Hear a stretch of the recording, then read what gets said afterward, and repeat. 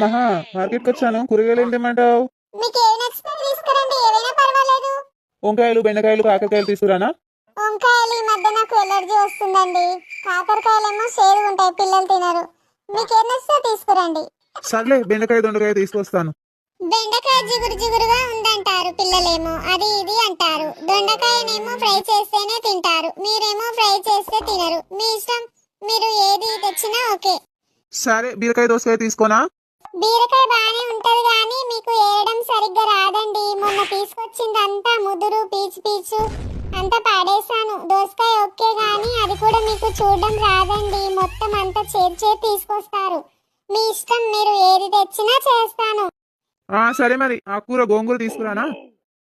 గోంగూర అత్తమ్మకు మొక్కల నొప్పులు కదండి, వద్దండి. తోటకూర? తోటకూర మొన్నే కదండి చేశాను. ఓ పని చేయి, శుభ్రంగా గడ్డి మొక్క తీసుకొస్తాను, వండి. సరేలేండి, మీకు అంత ఇష్టమైతే అదే తీసుకురండి, వండి పెడతాను. మీకు ఏది కావాలంటే అది వండి పెట్టడానికేగా నేను ఉన్నాను.